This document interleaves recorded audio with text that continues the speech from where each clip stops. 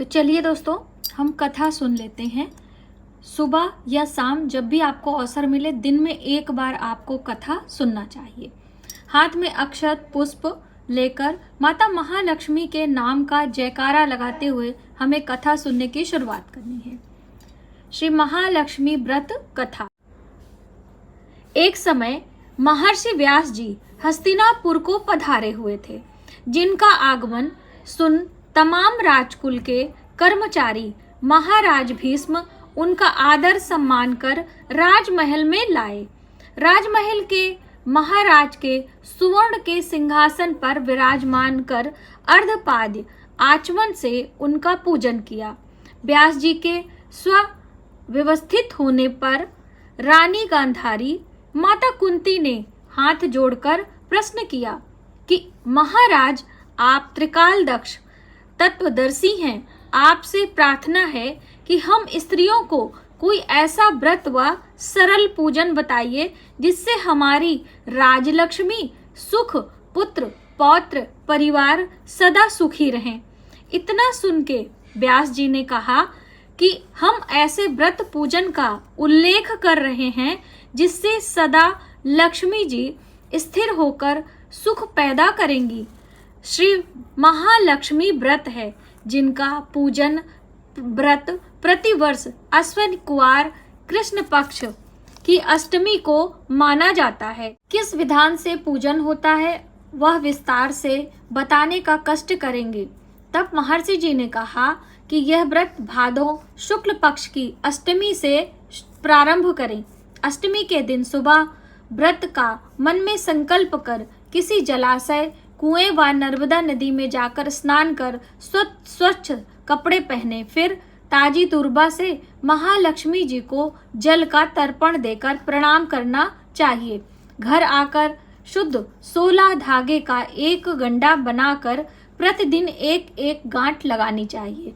इसी प्रकार 16 दिन तक 16 गांठें तैयार कर अश्विन कृष्ण पक्ष अष्टमी का व्रत रहकर मंडप बनाकर चंदेवा तानकर उसके नीचे माटी के हाथी पर महालक्ष्मी की मूर्ति स्थापित कर तरह तरह के पुष्प मालाओं से लक्ष्मी जी व हाथी का व्रत करने से आप लोगों की राजलक्ष्मी सदा स्थिर रहेंगी, ऐसा विधान बताकर व्यास जी अपने आश्रम को प्रस्थान कर गए। इधर समयानुसार भाद्रपद मास की शुक्ल पक्ष की अष्टमी से तमाम राजघरानों की रानियों ने व नगर स्त्रियों ने श्री महालक्ष्मी व्रत का आरंभ कर दिया।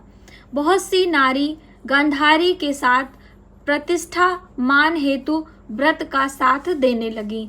कुछ थोड़ी नारी माता कुंती के साथ प्रतिष्ठा मान हेतु व्रत का साथ भी आरंभ करने लगी, पर गांधारी जी द्वारा कुछ द्वेष चलने लगा। ऐसा होते होते 15 दिन व्रत के समाप्त होकर 16वां दिन अश्विनी कृष्ण पक्ष की अष्टमी का दिन उपस्थित हुआ।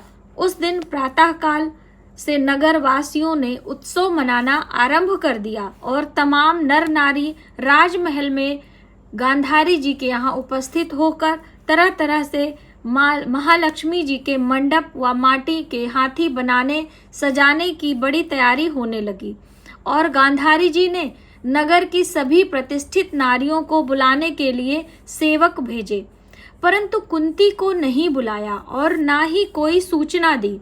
उत्सव में शामिल होने की सारे राजमहल में तरह तरह के उत्सव की धुन गूंजने लगी, जिससे सारे हस्तिनापुर में खुशी मनाई गई।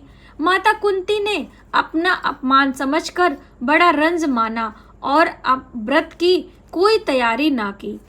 इतने में महाराज युधिष्ठिर, अर्जुन, भीम, नकुल, सहदेव सहित पांचों पांडव उपस्थित हो गए। अपनी माता को संजीजा देख अर्जुन ने प्रार्थना की, माता इतनी दुखी क्यों हो? क्या हम भी आपके दुख का कारण समझ सकते हैं और दुख दूर करने में भी सहायक हो सकते हैं? आप बयान करें। तब माता कुंती ने कहा, बेटा, यह जाति अपमान, इससे बढ़कर कोई दुख नहीं है। आज नगर में श्री महालक्ष्मी व्रत उत्सव में राजरानी गांधारी ने सारे नगर की आली अदना औरतें को मान देकर बुलाई हैं, परंतु तुम्हारे ईर्ष्यावश मुझे अपमान कर उत्सव में नहीं बुलाया। पार्थ ने कहा, माता, क्या वह पूजा सिर्फ दुर्योधन के महल में ही हो सकती है? आप अपने घर में कर सकती हैं। तब माता कुंती ने कहा, बेटा, कर सकती हूँ, पर वह साज सामान इतनी जल्दी तैयार नहीं हो सकता, क्योंकि गांधारी के 100 पुत्रों ने माटी का विशाल हाथी करके पूजन साथ में सजाया है। तुमसे न बन सकेगा और न उत्सव की तैयारी आज दिन भर से ही हो रही है। पार्थ ने कहा, माता, आप पूजन की तैयारी कर नगर में बुलावा दे दें। मैं आपको ऐरावत हाथी पूजन को बुला रहा हूँ। मैं इंद्रलोक से इंद्र का हाथी ऐरावत, जो पूजनीय है, बुलाकर तुम्हारी पूजा में शामिल कर दूंगा। आप तैयारी करें। इधर माता कुंती ने सारे नगर में पूजा का ढिंढोरा पिटवा दिया और पूजा की विशाल तैयारी होने लगी।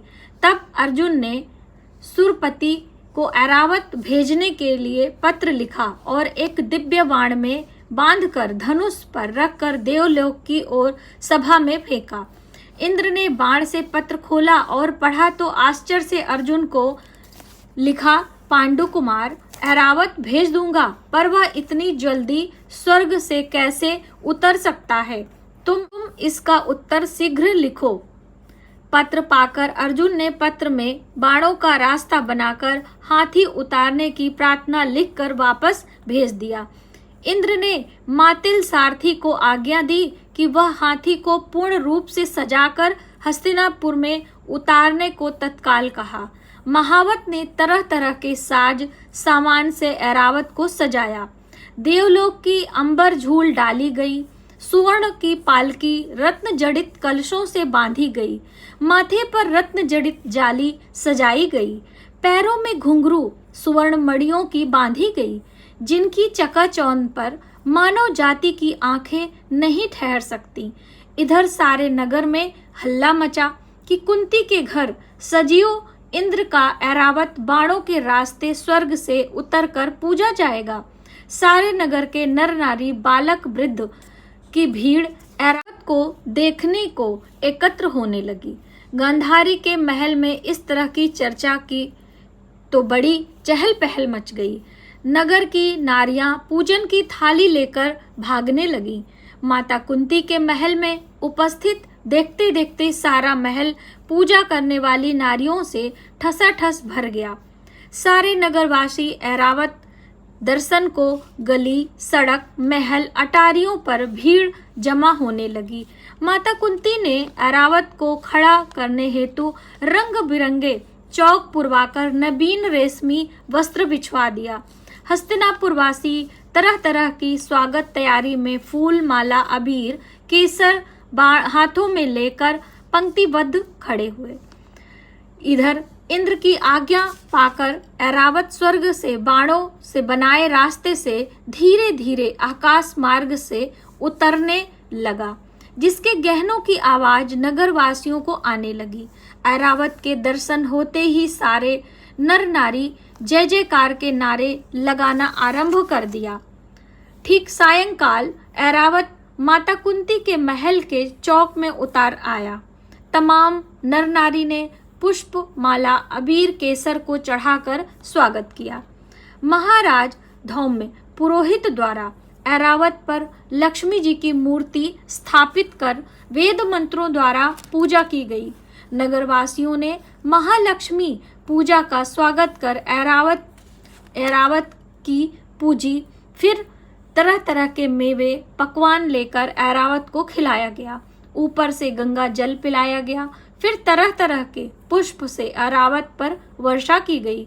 पुरोहित द्वारा स्वस्ति पुनः वचन कर व्रत नारियों द्वारा लक्ष्मी जी का पूजन विधान से कराया गया। फिर व्रत के डोरा के गंडा में 16वीं गांठ लगाकर लक्ष्मी जी के सामने समर्पण किया।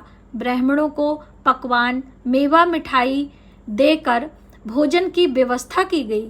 वस्त्र, सुवर्ण, अन्न आभूषण देकर व्रत नारियों ने महालक्ष्मी जी पर हाथों से पुष्पों की वर्षा की।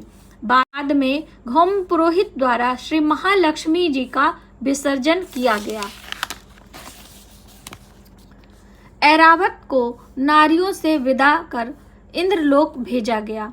महाराज सूत जी ने ऋषियों से कहा, इस प्रकार जो नारी श्री लक्ष्मी जी का व्रत करती है वह घर उनकी कृपा से सदा धन धान्य मांगलिक वस्तुओं से परिपूर्ण होता है और घर में दरिद्रता नहीं आती, सदा ही सुखों से भरपूर होकर आनंद मंगल करती हैं। इस तरह से माता महालक्ष्मी व्रत की कथा पढ़ने और सुनने मात्र से माता महालक्ष्मी की कृपा मिलती है। तो इस तरह से महालक्ष्मी व्रत की कथा हमें अवश्य सुननी चाहिए और पढ़नी चाहिए। अब ये है महालक्ष्मी स्तोत्रम। श्री गणेशाय नमः। जय पदम प्लासाक्षी, जय तुम श्रीपति प्रिय, जय मार्त महालक्ष्मी संसार तारिणी, महालक्ष्मी नमस्तुभ्यम, नमस्तुभ्यम सुरेश्वरी, हर प्रिय नमस्तुभ्यम, नमस्तुभ्यम दयानिधे। इस तरह से दोस्तों आपको अपनी कथा को यहाँ पे पढ़ना चाहिए या सुनना चाहिए। इसके बाद फिर हम माता लक्ष्मी के मंत्रों का जप करेंगे। तो आपने जपमाली लेनी है, लेकिन मैं आपको जपमाला करने का तरीका बता देती हूँ और मंत्र भी, जिससे कि आपको आसानी हो। तो संध्या की पूजा में हो सके आपके पास ज़्यादा समय रहे तो शाम को भी कर सकते हैं, सुबह में भी कर सकते हैं, आप चाहें तो दोनों समय कर सकते हैं। इस तरह से अपने मनके को मिडिल फिंगर में रखकर अंगूठे की हेल्प से आपको इसे नीचे सरकाना होता है एक एक करके। इस तरह से ये वाली उंगली कभी भी माला में और छोटी वाली उंगली कभी भी माला में टच नहीं करना होता है, वरना हमारा मंत्र सफल नहीं होता है। तो बस इस बात का ध्यान रखें। सुमेरु को आगे रखेंगे और इस तरह से ओम श्रीं ह्रीं श्री कमले कमलालय प्रसीद प्रसीद श्रीं ह्रीं श्री महालक्ष्मी नमो नमः एक मंत्र बोलेंगे और मलका सरकाएंगे। यदि आपसे इतना बड़ा मंत्र नहीं बोला जाता तो आप ओम श्रीं नमः, ओम श्रीं नमः, ओम श्रीं नमः, ओम श्रीं नमः, ओम श्रीं नमः। स्रा पे छोटी की मात्रा और बिंदी लगी हुई है, इसलिए आप श्रीं बोलेंगे। ठीक है, तो बस इस तरह से अपने माला को जप करने के बाद अब बारी आती है माता महालक्ष्मी के आरती की। इसके बाद हमने आरती करनी है। माला को हमेशा ढककर जप करना चाहिए।